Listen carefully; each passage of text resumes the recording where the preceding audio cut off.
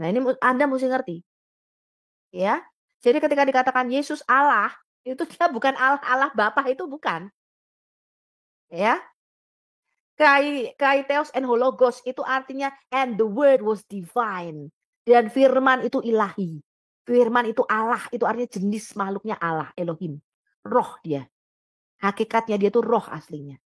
Nah, terkait ayat Yohanes 1 ayat 1 yang berbunyi firman itu adalah Allah, Bu Sofiatul benar jika mengartikan firman itu ilahi. Bukan firman itu adalah Allah yang maha kuasa. Bukan. Oke, sip. Halo, shalom semuanya. Assalamualaikum. Rahayu Sakung Dumadi. Om Swastiastu, Namo Buddhaya. Salam sejahtera, salam kebajikan. Rahayu, rahayu, rahayu. Sahabat-sahabat, video ini bersifat teologis Alkitabiah. Kabar baik yang akan kita bahas kali ini adalah bahwa ternyata pemahaman Ibu Sofiatul Al-Hayat Indonesia dari channel YouTube Al-Hayat Indonesia tentang makna atau arti dari kata Allah yang bertaburan di Bible ternyata sama persis dengan pemahaman yang saya sering kabarkan sejak sekitar tahun 2005 yang sudah pernah saya sampaikan dalam buku ini ya, berjudul Allah dalam Alkitab dan Al-Quran, dan juga saya sampaikan dalam buku Menjawab Doktrin Tritunggal, di mana dalam buku-buku ini saya sudah menjelaskan bahwa makna kata Allah yang ada di dalam Bible berbahasa Indonesia yang disebut sebagai God dalam bahasa Inggris, Theos dalam bahasa Yunani, dan Elohim dalam bahasa Ibrani sesungguhnya memiliki beberapa makna. Yang pertama adalah menunjuk kepada Sang Maha Kuasa yang disebut sebagai Yod-Heh-Vav-Heh atau Yahweh atau Hashem. Dan kata Allah selain bisa menunjuk kepada Sang Maha Kuasa atau Yod-Heh-Vav-Heh, bisa juga menunjuk kepada para makhluk ilahi. Dan juga kepada para pembawa firman dan penyampai firman. Juga kepada hakim-hakim. Dan bahkan setan pun di dalam Alkitab juga bisa disebut termasuk dalam kelompok Elohim atau God atau Theos atau ilah atau Allah. Sahabat-sahabat, bagi Anda yang suka membahas tema teologis biblical kontekstual atau teologis konteks Alkitabiah, tentu video ini akan menjadi video yang sangat menarik. Sebab sudah sering ya melalui video-video terdahulu sejak sekitar 2 atau 3 tahun yang lalu, saya menyajikan di channel Warta Kabar Baik ini yang dulu namanya channel Wartawan Injil, bahwa kata Allah atau Theos bahasa Yunaninya atau Elohim atau God dalam bahasa Inggris yang bertaburan di Bible itu memiliki banyak makna. Bisa menunjuk kepada Sang Maha Kuasa, tapi bisa menunjuk kepada pihak-pihak yang lain. Di mana hal itu sudah saya sampaikan pula sejak tahun sekitar 2004, 2005, ya, kemudian 2007 dalam buku ini Menjawab Doktrin Tritunggal. 2004-2005 dalam buku Allah dalam Alkitab dan Al-Quran yang sudah dicetak ulang sekitar 14 kali ya, dan dulu buku-buku ini sempat bestseller sehingga kemudian banyak orang yang menjadi percaya dengan apa yang saya wartakan. Tapi di sisi yang lain banyak juga orang-orang yang mencibir, bahkan mengatai saya sesat, mengata-ngatai saya ngawur. Intinya mereka tidak percaya kepada pengabaran-pengabaran atau pemberitaan-pemberitaan saya ketika saya membahas tentang Allah yang ada di Alkitab.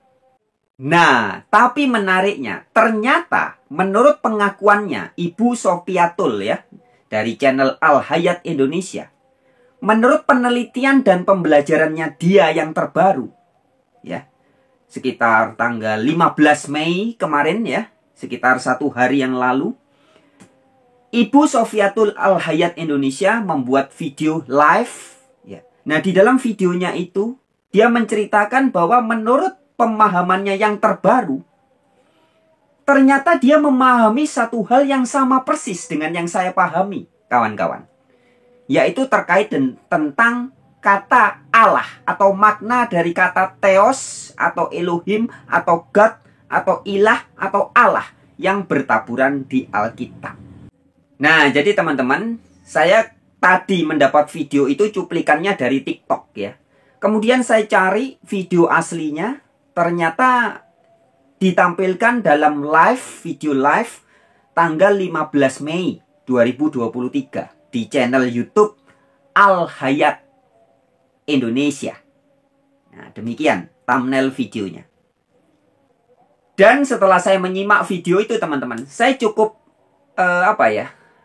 senang ya, saya cukup gembira karena ternyata apa yang disampaikan oleh Ibu Sofiatul Al Hayat ya, tentang arti atau makna kata Allah yang bertaburan di Bible sama persis dengan pemahaman yang sudah belasan tahun ini saya sampaikan dan saya wartakan kepada banyak orang. Nah, tapi teman-teman, jadi begini menariknya. Kalau saya yang ngomong kan selama ini banyak orang yang meskipun ada yang percaya ya, tapi banyak juga yang nggak percaya. Nah, dengan munculnya Ibu Sofiatul yang kemudian memberitakan hal yang ternyata sama persis dengan yang saya wartakan, maka ini menjadi suatu hal yang sangat menarik. Tetapi teman-teman ya, ada juga beberapa hal ya, saya tidak sepakat dengan pemahaman Ibu Sofiatul Al Hayat. Ya, dalam konteks Ibu Sofiatul menganggap bahwa Allah Subhanahu wa Ta'ala yang diberitakan di Al-Quran itu beda dengan Yod Hei Vav Hei atau Yahweh Elohim yang diberitakan di Alkitab. Ya, jadi dalam hal itu pemahaman saya beda dengan Ibu Sofiatul. Kemudian perbedaan yang kedua juga, Ibu Sofiatul masih meyakini bahwa Yesus Kristus adalah Yahweh Elohim itu sendiri atau Yod Hei Vav Hei, Allah yang maha kuasa yang di perjanjian lama yang menjelma menjadi manusia, yaitu Yesus Kristus. Itu pemahaman Ibu Sofiatul ya. Dan dalam dua hal itu saya tidak sepakat. Tetapi ya, dalam hal memaknai arti kata Allah atau ilah atau Theos atau Elohim atau God yang bertaburan di Bible, ternyata pemahamannya sama persis. Artinya pemaparan yang disampaikan oleh Ibu Sofiatul itu dalam live-nya tanggal 15 Mei 2023 beberapa hari yang lalu itu menguatkan atau meneguhkan pemaparan-pemaparan yang sudah selama belasan tahun sejak 2004, 2005, 2007 saya sebarluaskan kepada sahabat-sahabat di seluruh Indonesia. Oke sahabat-sahabat, tanpa wasting time ya, tanpa buang waktu, marilah kita langsung simak ya cuplikan-cuplikan video dari Ibu Sofiatul yang nanti juga akan saya berikan apresiasi dan juga reaksi ya. Oh iya teman-teman, saya berikan informasi ya bahwa video live streamingnya Ibu Sofiatul itu berlangsung 1 jam lebih. Dan di sini tidak akan saya tampilkan keseluruhannya ya, tapi saya akan cuplik-cupliknya. Jadi buat teman-teman yang ingin menyimak videonya secara keseluruhan, langsung saja kunjungi channelnya Ibu Sofia Al Hayat Indonesia ya. Langsung cari di situ, cari di video yang tanggal 15 Mei 2023. Oke, mari kita mulai. Yuk. Oke, teman-teman, ini adalah doktrin dasar ya. Kita akan belajar sebenarnya Allah El atau Elohim yang ada di dalam Alkitab kita itu apa. Nah, ketika saya mempelajari ini teman-teman, bukunya tuh tebel-tebel ya. Yang saya pakai itu adalah bukunya Michael Heiser ya. Judulnya adalah Unseen Realm dan Supranatural. Itu satu buku 3.600 halaman. Jadi bagaimana 3.600 halaman itu harus saya compile supaya Anda bisa mengerti dengan simple. Tapi kalau Anda mau lebih detail lagi, bahasa Ibraninya, arkeologinya, inskripsinya, Anda bisa baca bukunya dalam bahasa Inggris. Ya, tebalnya 3.000 lebih satu buku. Ya, tapi sini sudah saya compile supaya Anda paling enggak mendapatkan intisarinya. Ya, sebab kalau saya kasih semua apa yang saya ketahui, Anda bisa mabok. Ya, ada hal-hal yang itu hanya diberikan. Materi Dr. Michael Heiser itu setaraf doktoral S3. Jadi memang materi-materi seperti ini itu Anda tidak bisa akses secara umum. Ada buku-buku literatur yang Anda tidak bisa akses. Kalau Anda orang awam dan bukan sekolah teologi, Anda nggak bisa akses. Sekolah teologi pun kalau masih kelasnya S1, S2 nggak bisa akses. Ya, ada hal-hal yang dokumen-dokumen yang hanya bisa diakses oleh orang-orang tertentu dan itu diberikan di buku itu materi-materinya. Sehingga kita bisa melihat gambaran secara komprehensif atau garis besar membaca Alkitab antara Kejadian sampai Wahyu. Ketika saya mempelajari ini, mata saya menjadi lebih terbuka, teman-teman. Saya menjadi lebih mengerti bagaimana Dr. Michael Hess itu ahli bahasa Ibrani ya dan bahasa Semitik. Ya, dia ahli bahasa Ibrani, Yunani dan bahasa Semitik kuno.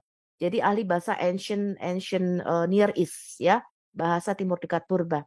Bagaimana ketika melihat Alkitab itu kita membacanya bukan dari kacamata gereja modern dan bukan dari kacamata kita, melainkan dari kacamata penulis Alkitab sendiri. Jadi pendekatan kita dalam membaca Alkitab adalah dari doktrinnya Musa dan doktrinnya para nabi.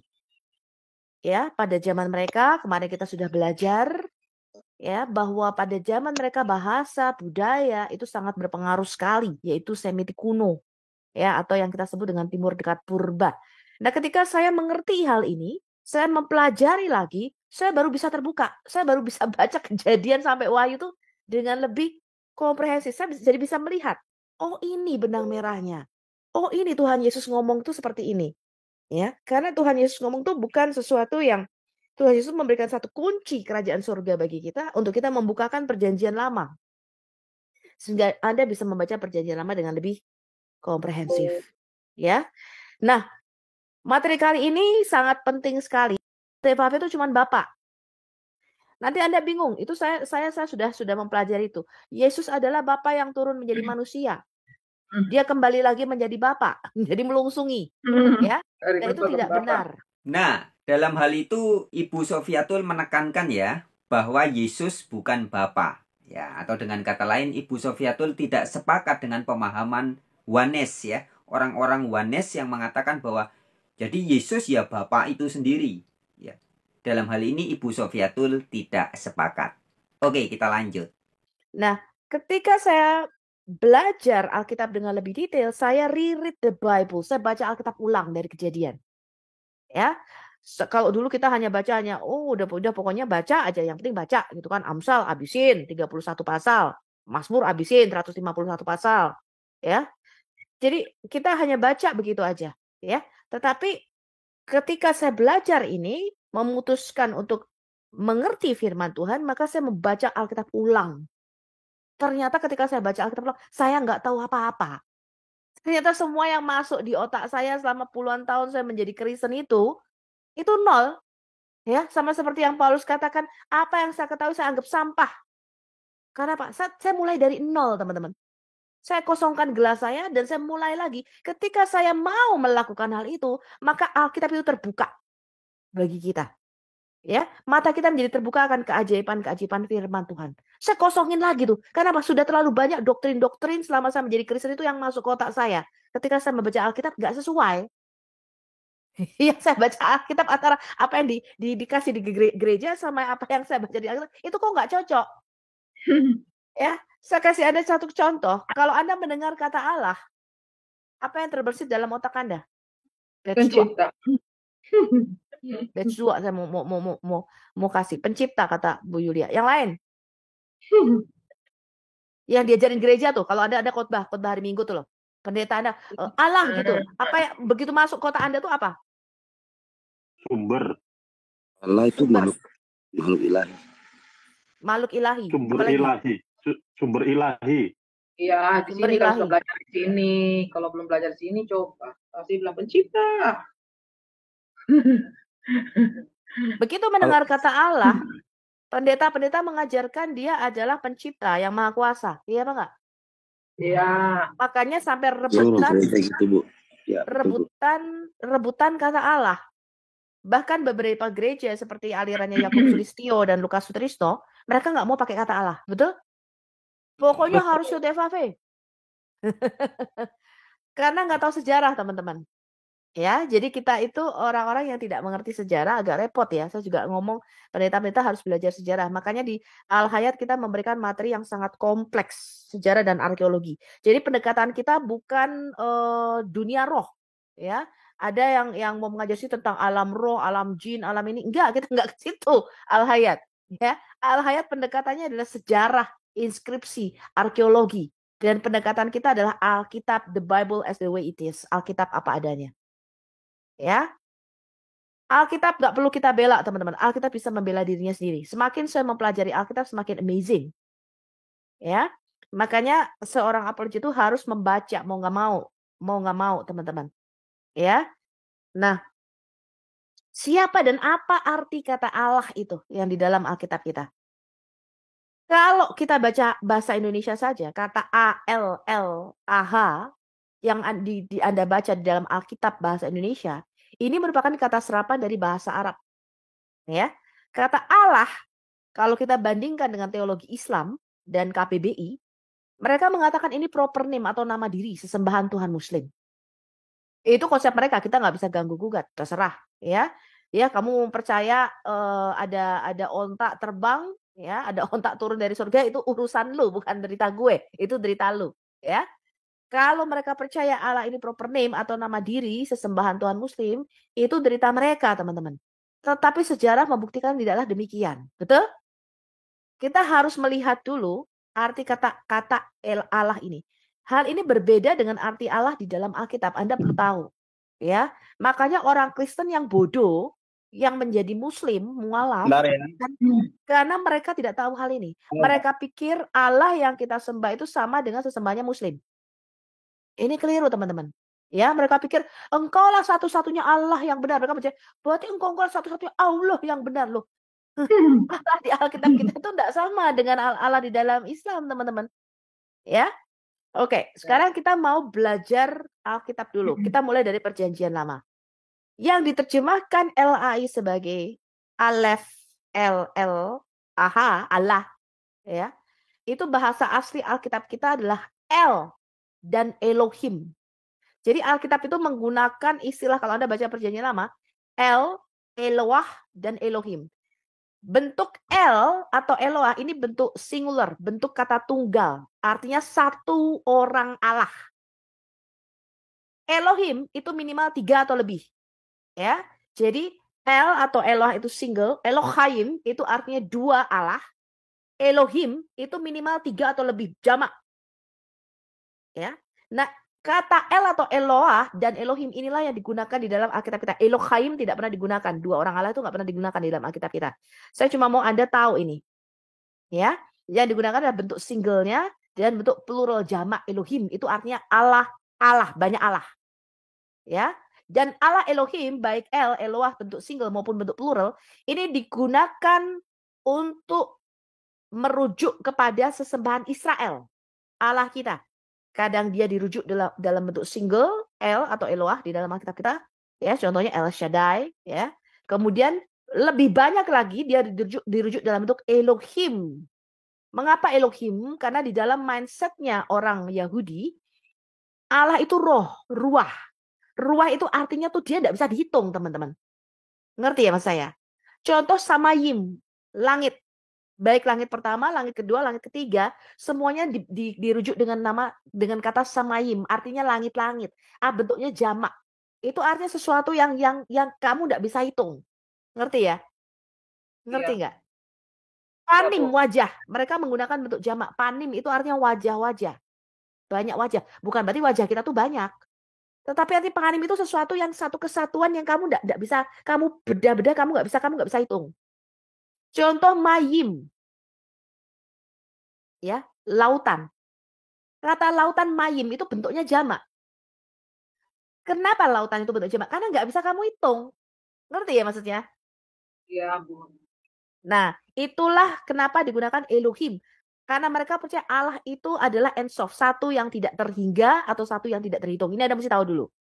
Bukan berarti kalau dirujuk dengan bentuk jamaknya Elohim, itu artinya ada Allah pertama, ada Allah kedua, ada Allah tiga, bukan ya. Tetapi karena itu sesuatu yang ruah, yang roh. Yang mana dia tuh maha. Jadi dia tuh tidak bisa kamu masukkan, kamu nggak bisa hitung gitu loh. Ngerti ya? Nggak bisa kamu numerik, nggak bisa pakai bilangan. Makanya dirujuk dalam bentuk Elohim. Ini Anda harus tahu mindsetnya orang Yahudi dulu, ya. Nah, jadi teman-teman, apa yang disampaikan oleh Ibu Sopiatul itu sudah sering saya ulas, baik melalui buku-buku terdahulu, juga dalam video-video saya terdahulu ya. Bahwa kata Elohim ya, itu sebenarnya menunjuk kepada akhiran im-nya. Itu berarti jamak keagungan ya. Bahasa Inggrisnya plural majestic ya. Majestic plural ya. Jadi jamak keagungan. Sebagai contoh misalkan, kenapa disebut Elohim? Bukan berarti dia ada banyak.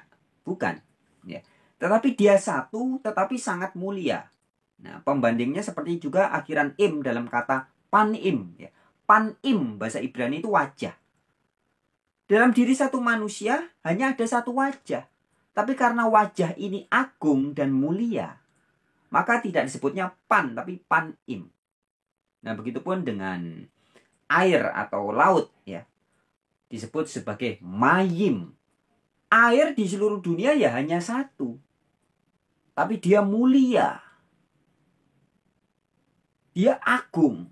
Nah, begitupun dengan samayim atau langit.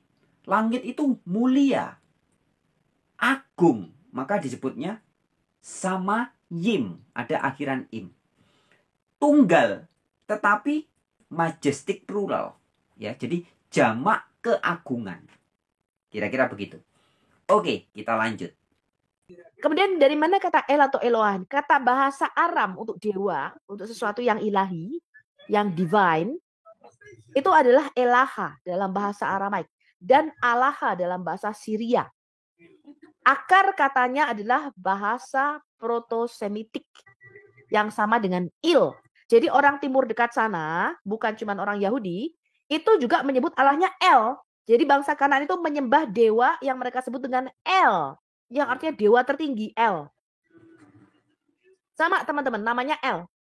Dan mereka menyebutnya para allahnya juga Elohim. Jadi kalau ada misalnya aliran misalnya seperti si Yakub Sulistyo atau Lukas Sutrisno, kita nggak boleh pakai nama El, Elohim. Jadi dikembalikan, nggak boleh pakai nama Allah, sorry. Ya, katanya dewa bulan, gitu ya. Nanti kita lihat sampai ke sana. Kita harus kembali lagi. Lalu pakai apa ini? Kalau nggak mau diterjemahkan sebagai Allah, karena kita udah menyerap bahasa Arab. Harusnya bukan Allah ya, tapi ilah. Iya, betul sekali teman-teman ya. Sebenarnya kalau diterjemahkan lebih tepat ya, terjemahan yang lebih tepat dalam bahasa Indonesia, kata God yang ada di Bible bahasa Inggris atau kata Theos yang ada di Bible bahasa Yunani dan kata Elohim atau El atau Eloah yang ada di Bible berbahasa Ibrani, itu terjemahan bahasa Indonesia lebih tepat sebenarnya ilah, bukan Allah ya. Lebih tepatnya ilah, atau kalau mau pakai bahasa Sanskrit, bahasa Sanskerta, dewa. Ya, dalam hal ini Alkitab terbitan Lembaga Alkitab Indonesia ini, LAI, ini memang tidak konsisten. Kadang pakai kata ilah, kadang kata Allah, ada di Perjanjian Lama juga pakai kata dewa. Padahal dalam teks Ibraninya sama-sama Elohim. Ya, dalam teks Ibrani Elohim ketika diterjemahkan ke bahasa Indonesia ada yang diterjemahkan sebagai Allah, ada yang dewa, ada yang ilah. Nah, itu kurang konsisten ya. Padahal di bahasa Ibraninya Elohim atau El, bahasa Inggrisnya God, bahasa Yunaninya Theos. Oke, kita lanjut. Maka kita menggunakan lagi El atau Elohim. El atau Elohim ini juga digunakan untuk menyebut dewa-dewa berhala bangsa Kanaan, teman-teman. Anda mesti ngerti dulu ya. Ngerti maksud saya? Ya, Bu. Ya, Bu. Iya. Jadi kita mau pakai kata apa? Kata God bahasa Inggris God itu dari kata God, bahasa Jerman. God itu juga merujuk kepada sesembahan berhala. Mereka juga menyebut berhalanya sebagai God. Kemudian kata Theos yang diterjemahkan juga sebagai Allah dalam bahasa Yunani Perjanjian Baru, kata Theos itu juga dirujuk kepada dewa-dewa, misalnya dewa Zeus, ya, dewi Aphrodite, semua disebut Theos, Theoi untuk jamaknya. Lalu kita mau pakai kata apa? Ya, mau kembali ke Theos. Theos juga dirujuk untuk sesembahan berhala. Kata God bahasa Inggris, God itu juga aslinya adalah mereka merujuk kepada berhala-berhala mereka disebut God. Karena memang itu sesuatu yang ilahi, sesuatu yang divine itu disebut seperti itu, teman-teman. Ya, nah, Anda mesti ngerti dulu proto-Semitik kata il. Ya, mereka menyebutnya ilah, ilaha, alaha, aloha. Aloha, bukan kayak Hawaii gitu ya. Aloha. Itu adalah bangsa timur dekat purba menyebut makhluk-makhluk roh. Ya, dewa Baal disebut El, dewa Kamos disebut El. Semua. Nah, dalam bahasa Arab ini menjadi ilah. Ini Anda mesti tahu dulu. Nah, sayangnya LAI, Lembaga Alkitab Indonesia, itu ketika menerjemahkannya itu nggak konsisten. Ada yang Allah huruf besar semua. Ada yang Allah A-nya depannya huruf besar. Ada yang Allah semuanya huruf kecil. Nanti ada yang THUAN hurufnya besar semua. Ada yang Tuhan T-nya yang besar saja. Jadi membingungkan. Sebenarnya kalau kita mau konsisten, semua kata Allah itu harus diterjemahkan sebagai ilah. Ya, dalam bahasa Arab itu ilah, bukan Allah ya, teman-teman. Ilah. Nah, sekali lagi sepakat ya dengan yang disampaikan oleh Ibu Sofia ya, Al-Hayat Indonesia, bahwa LAI dalam hal menerjemahkan kata bahasa Inggris God, yang bahasa Yunaninya Theos, bahasa Ibraninya Eloah atau Elohim, ke bahasa Indonesia itu tidak konsisten. Harusnya pilih aja satu kata, ilah begitu. Semua terjemahkan ilah. Tapi LAI tidak konsisten. Kadang memakai kata dewa, kadang ada ilah, kadang ada Allah. Salah satu contoh teman-teman, bisa buka di dalam surat 1 Raja-Raja, pasal 11 ayat 33. Perhatikan ini. Yang terjemahan LAI terbitan 1965, tertulisnya demikian. Sebab mereka itu sudah meninggalkan daku dan menyembah sujud kepada Asitoret, dewa orang Sidoni, dan kepada Kamos, dewa orang Moabi, dan kepada Milkom, dewa Bani Amon. Ya, itu di LAI terbitan 1965. Tetapi di LAI yang terbitan 1996, di ayat yang sama, tertulisnya begini. Ia telah meninggalkan aku dan sujud menyembah kepada Asitoret, dewi orang Sidon, kepada Kamos, Allah orang Moab, dan kepada Milkom, Allah Bani Amon. Ya. Di teks yang lain dikatakan apa tadi? Dewa Bani Amon. Dalam terbitan 96 dikatakan Allah Bani Amon. Nah, ini dalam teks Ibrani sama-sama Elohim. Ya, tetapi LAI tidak konsisten. Ini satu contoh. Lanjut. Ya. Nah, untuk merujuk kepada Allah yang satu itu, kita lihat dulu. Kata il tadi, saya kasih ada satu-satu gambarannya ya. Kata il, L, yang bahasa Semitiknya L atau il, itu ini yang Anda lihat di kiri ini namanya piktogram. Ini huruf yang digunakan zaman Musa. Ya, dari sejak zaman Yusuf, inskripsinya kita temukan namanya inskripsi Sinai dan Musa. Jadi Musa itu nulis kitab Taurat pakai huruf ini nih, piktogram. Yang Anda lihat di kanan ini adalah huruf Ibrani modern sekarang. Ini Alef Lamet. Ya, ini Alef Lamet dalam bentuk piktogram. Piktogram ini lebih kuno daripada huruf Paleo Hebrew atau huruf Ibrani kuno. Ya, piktogram ini jauh lebih tua dibandingkan huruf Paleo Hebrew atau huruf Ibrani kuno. Nah, Alef Lamet, ya, Alef itu lambangnya kepala sapi, bentuknya kepala sapi.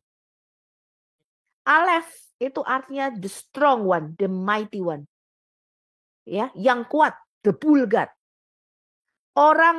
Orang Semitik kuno menyebut Allahnya sebagai the bull god, alias dewa sapi, karena itu melambangkan satu strength, satu kekuatan. Mereka menyebutnya the bull god, ya. Kemudian Lamet ini bentuknya tongkat. Ini lambang otoritas. Jadi arti L, Alef Lamet adalah makhluk yang kuat, perkasa, punya kuasa dan otoritas. Semua makhluk L ini tempat tinggalnya, their abode, itu adalah dalam dimensi roh. Jadi dalam dimensi roh yang disebut Hasyamayim, yaitu langit ketiga, ya, tadinya itu tempat mereka berdiam, ya.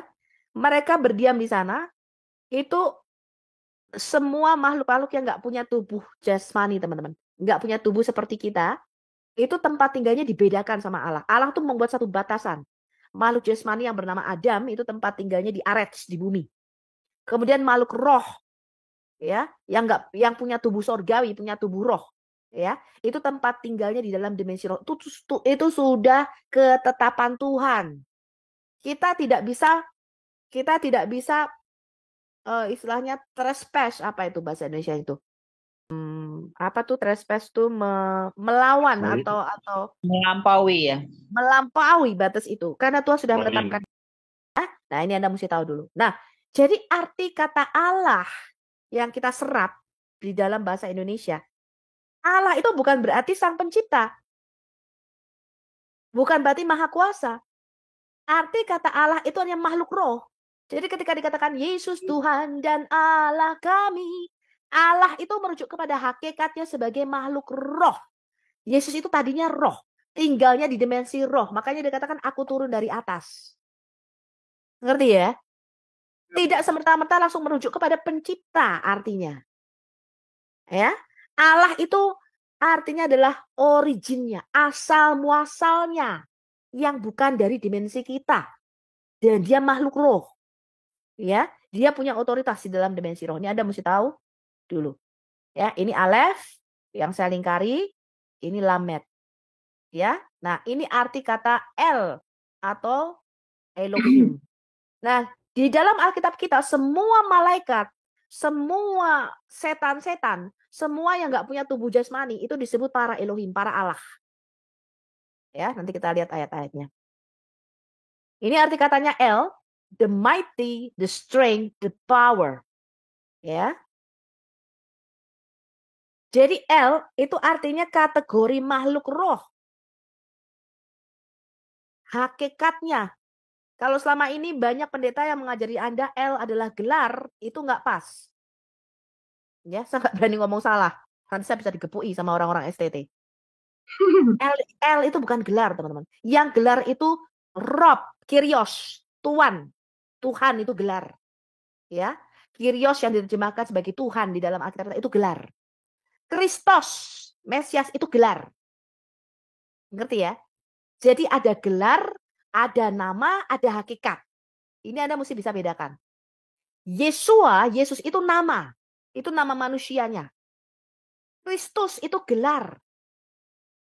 Kyrios itu gelarnya. Tuhan di atas segala Tuhan. Raja di atas segala raja. Itu gelar, teman-teman. Ya, contoh, Daud itu namanya. Gelarnya raja. Hakikatnya manusia. Ini Anda bisa bedakan? Tahu yang saya omongkan ya?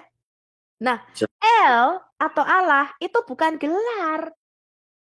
Ya, Allah kita itu gelarnya El Elyon. Disebut Allahnya para Allah atau Allah yang tertinggi. Ya, jadi Anda harus bisa bedakan. Ya, tentang Yod He Vav He atau Yahweh adalah Allah tertinggi ya. Sudah sering saya sampaikan ya teman-teman. Salah satu ayatnya ada di Ulangan 10 ayat 17 yang begitu tegas dikatakan Yod He Vav He yang oleh Lembaga Alkitab Indonesia atau LAI ditulis dengan TUHAN huruf besar semua ya. Tuhan itu sebenarnya Yod He Vav He ya. Yahweh adalah Allah dari segala Allah. Loh ya. Jadi ada Allah tertinggi yaitu Yahweh yang memimpin segala Allah-Allah yang lain. Nah, ayat ini juga serupa di dalam Yosua 22 ayat 22. Yahweh adalah Allah tertinggi atau Allahnya para Allah. Itu bahasa Alkitab. El itu kategori makhluknya atau yang kita sebut dengan hakikat makhluknya. Jadi hakikat itu di dalam Alkitab kita 1 Korintus 15 bagi 2. Yang pertama makhluk rohani, makhluk roh disebut para Elohim. Tempat tinggalnya their abode itu di dalam dimensi roh. Yang kedua, Tuhan mengatakan makhluk jasmani yang punya tubuh tanah kayak kita ini, tempat tinggalnya itu di arks di bumi.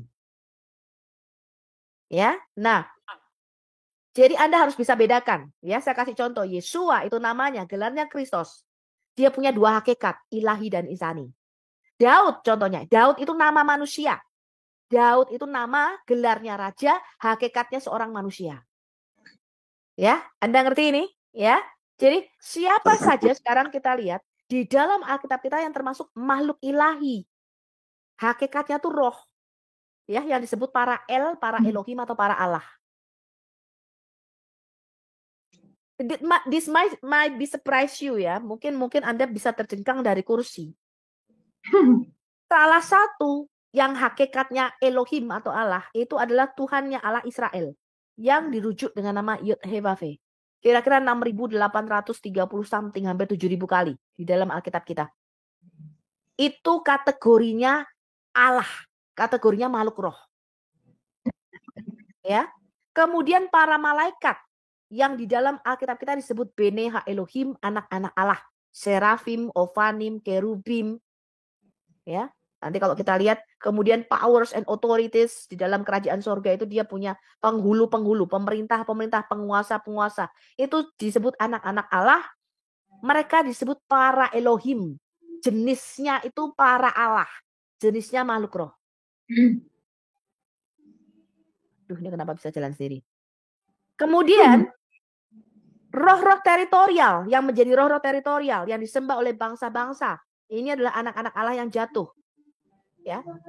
Itu disebut kategorinya para Allah, para Elohim. Itulah sebabnya ketika Tuhan menghukum Mesir, dia mengatakan, aku akan menghukum para Elohim Mesir, para Allah Mesir. Ngerti? Elohim Mesir, para Allah Mesir itu adalah roh-roh teritorial. Jadi Musa itu sekali lagi ya teman-teman ya. Perang teologisnya Musa. Pada waktu zaman dia menulis kitab Taurat. Itu bukan dengan aliran-aliran bidat gereja.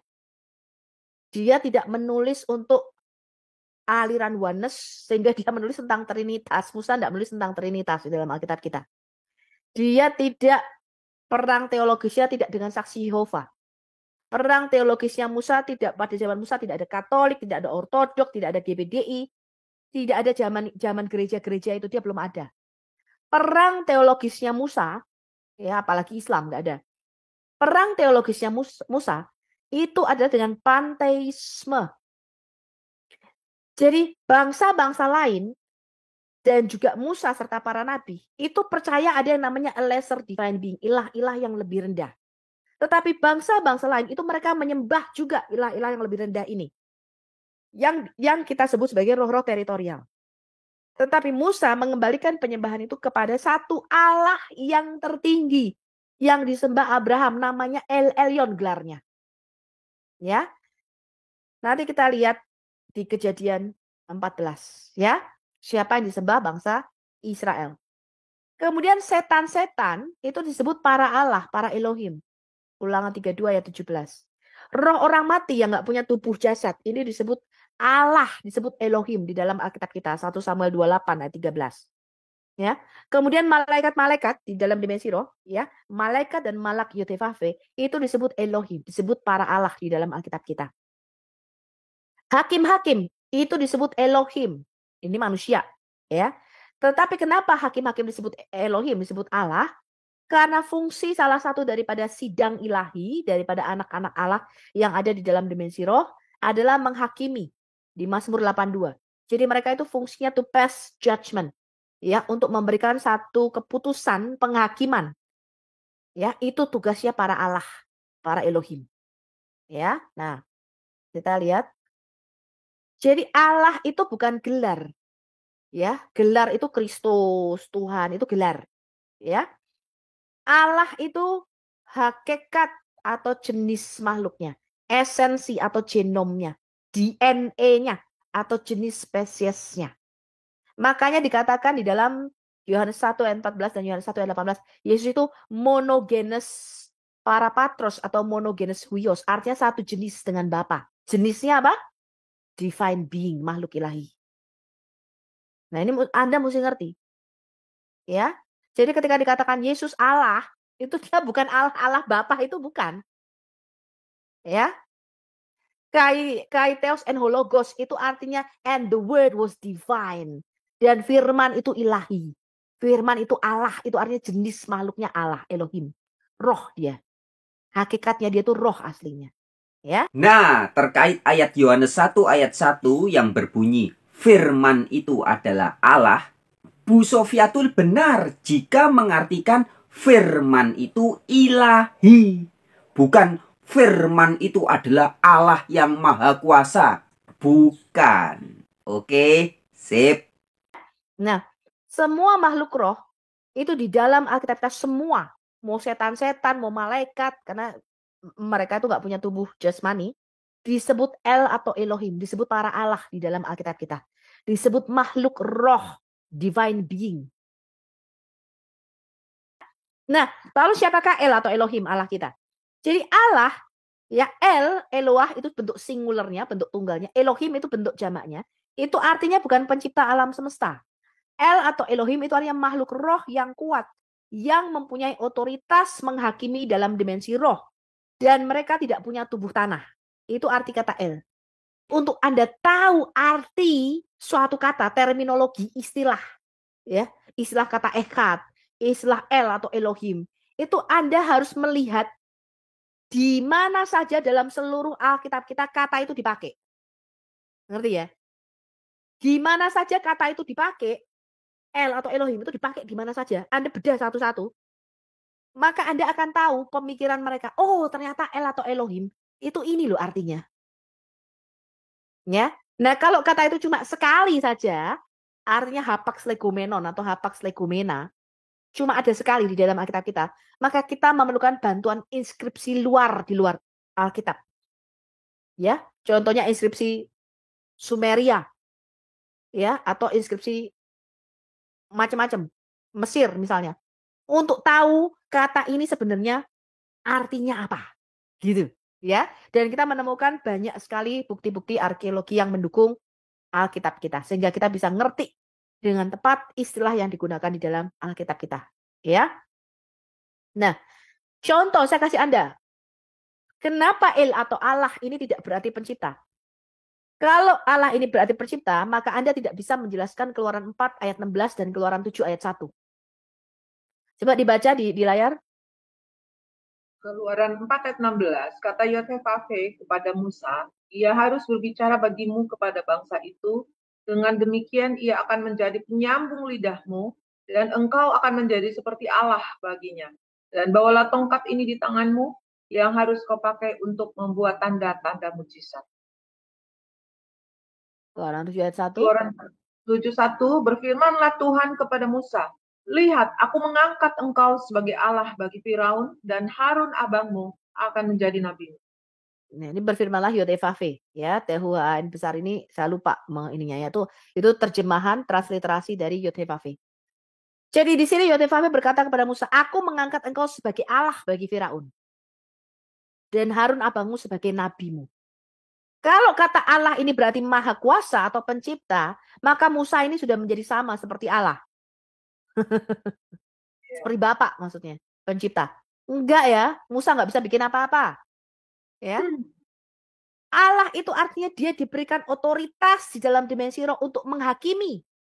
Makanya dia menghakimi Mesir dengan 10 tulah. Dengan tongkatnya. Untuk apa? Untuk mempunyai otoritas di dalam dimensi roh untuk membuat tanda-tanda mujizat. Ngerti ya? Jadi Musa itu tidak dijadikan pencipta alam semesta. Melainkan Musa itu diberi kuasa, otoritas di dalam dimensi roh untuk menjalankan fungsi kealahan. Yaitu untuk membuat tanda dan mujizat untuk menghakimi Mesir dengan tulah. Ngerti? Ya, Bu. Itu artinya. Jadi Allah itu bukan pencipta, tapi adalah diberikan otoritas dalam dimensi roh. Ya. Nah, ini saya tadi sudah kasih Anda. Para nabi dan para rasul, penulis Alkitab itu meninggalkan kepada kita banyak buku. Tapi satu buku tidak mereka berikan, yaitu buku kamus namanya. Mereka nggak ninggalin kita kamus Alkitab. Untuk mengetahui definisi suatu kata di dalam Alkitab dengan tepat, maka kita harus melihat di mana saja kata tersebut digunakan dalam seluruh Alkitab kita. Jika kata tersebut merupakan hapax legomena, maka kita memerlukan inskripsi di luar Alkitab yang bisa membantu mengartikan kata tersebut dengan benar. Ya, ada ribuan kata hapax legomena di dalam Alkitab kita, ya, baik di Perjanjian Lama maupun di Perjanjian Baru. Nah, dalam Alkitab kita, kata El atau Allah ini merupakan transliterasi dari El atau Elohim, bentuk tunggal maupun bentuk jamaknya di dalam Perjanjian Lama, dan kata Theos dalam Perjanjian Baru. Terjemahan El ini enggak tepat, ya. Begitu ada kata El atau Elohim, itu harusnya diterjemahkan sebagai ilah, bukan Allah. Nah, inskripsi Kristen Arab pra-Islam itu memuat kata al-ilah atau al-ilahu. Ya, jadi kita tidak perlu heran ketika kita memakai kata al-ilah. Ya. Nah, jadi ketika merujuk kepada Allah, itu bangsa Yahudi itu menggunakan kata sandang di depannya, yaitu Ha Elohim. Di dalam perjanjian baru disebut Hotheos. Jadi kalau Theos itu umum, semua dewa disebut Theos. Tapi kalau Hotheos itu artinya Allahnya Israel, Allah yang satu itu. Gitu ya, ngerti ya? Nah, teman-teman, itu tadi ya cuplikan video, potongan video ya dari channel YouTube-nya Ibu Sofia Al-Hayat Indonesia. Ya, sekali lagi buat teman-teman yang ingin menyimak video itu secara menyeluruh 1 jam lebih, silakan simak di channelnya Al-Hayat Indonesia ya. Pada tanggal 15 Mei 2023 ya, itu video live. Oke teman-teman, saya pikir sekian dulu pada video kali ini sebagai bentuk apresiasi dan terima kasih khusus kepada Ibu Sofia yang sudah memaparkan cukup bagus ya, pemaparannya cukup bagus. Tapi sekali lagi teman-teman harus ingat, meskipun dalam hal yang disampaikan di video itu saya sepakat ya bahwa makna kata Theos atau bahasa Ibraninya Elohim ya, bahasa Yunaninya Theos, bahasa Inggrisnya God, bahasa Indonesianya ilah atau dewa atau Allah yang ada di dalam Alkitab ya. Saya sepakat dengan Ibu Sofiatul ya bahwa makna kata Allah bisa menunjuk kepada banyak pihak. Dan ketika membahas tentang Yod Hei Vav Hei sebagai satu-satunya Allah yang benar atau Allah yang sejati, yang di dalam Ulangan 10 ayat 17 dikatakan sebagai Yahweh adalah Allah dari segala Allah. Dalam Yosua 22 juga dikatakan Yahweh adalah Allah segala Allah. Nah, tetapi Bu Sofiatul dan saya tidak sepakat. Tidak sepakatnya dalam hal apa? Bu Sofiatul masih berasumsi bahwa Yesus adalah Yahweh yang menjelma jadi manusia. Sedangkan saya yakin betul sebagaimana tertulis di dalam Alkitab, Yahweh itu adalah Allahnya Yesus Kristus. Ya, jadi Yesus termasuk Allah, seperti Nabi Musa, seperti para malaikat ya, itu mereka juga disebut sebagai para Allah. Yesus dalam Yohanes 1 dikatakan firman itu adalah Allah, artinya firman itu ilahi ya. Jadi Yesus itu ilahi. Sama seperti Musa juga bisa disebut Elohim atau Allah. Tetapi Allah yang tertinggi adalah Yahweh, yang di dalam kitab Mika ya, kitab Mika pasal 5 dikatakan Yahweh itu adalah Allahnya Yesus Kristus. Ya, Yahweh yang adalah Allahnya Yesus inilah yang di dalam Injil Yohanes 20 ayat 17 Yesus berkata, "Aku akan pergi kepada Bapakmu dan Bapakku, kepada Allahku dan Allahmu." Oke, sekian, sampai jumpa di video yang lain. Semangat!